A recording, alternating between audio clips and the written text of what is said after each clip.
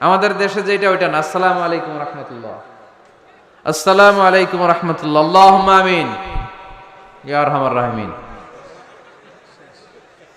আছে না এরকম একটা দোয়া? আল্লাহর হাবিব কিন্তু এরকম করতেন না, সাহাবারা করতেন না। ওনারা বসে বসে তাসবিহ পড়তেন লম্বা সময়। তাসবিহ পড়ে এরপরে দোয়া করেন, কবুল হবে। আয়াতুল কুরসি পড়বেন, কবুল করে নিবে কে? মান ক্বারা আয়াতুল কুরসি দুবুরা কুল্লি সালাওয়াতিন মাকতুবা লাম ইয়ামনাহু মিন দুখুলিল জান্নাতি ইল্লাল মাউত।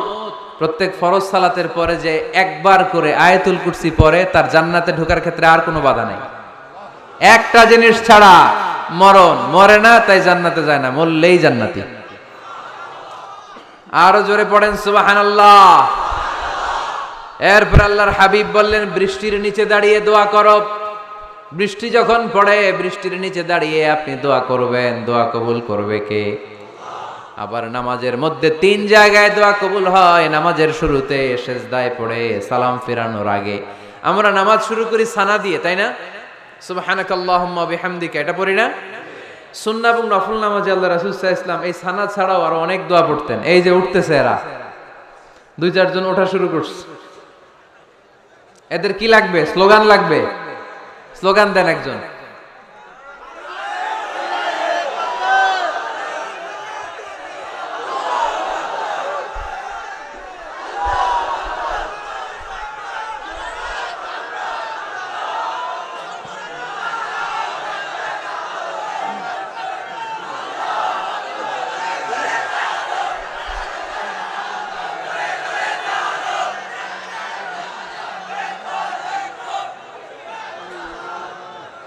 বিপ্লব, বিপ্লব।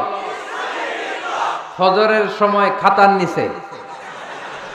ইসলামী বিপ্লব, ফজরের সময় আমি কম্বলের নিচে। এরকম ডাকাইতে আছে না নাই?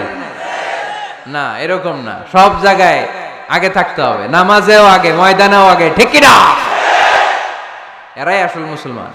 শুধু বিপ্লব, বিপ্লব, ইসলামী বিপ্লব। ফজরের সময় মুসল্লি নাই মসজিদে, এরা ইসলামী বিপ্লব করে ফেলতেছে। ফজরের সময় বিপ্লব করতে হবে। বিপ্লব, বিপ্লব, ফজর নামাজের বিপ্লব, ঠিক কি না? মুসল্লি শূন্য মসজিদ, ফজরের সময় মুসল্লি নাই। আহা, আমাদের দেশে দেখেন, ফজরের নামাজ পড়া সুন্নত না? কি? জুমার নামাজ পড়া ফরজ। এটাও ফরজ, ওইটাও ফরজ। জুমার নামাজে জায়গা পাওয়া যায়? পাওয়া যায়। পাক্কা মুসল্লি একটু দেরি করে গেলে উনি 3 তলায়ও জায়গা পায় না, অন্য সিজনাল মুসল্লিদের ভিড়ে।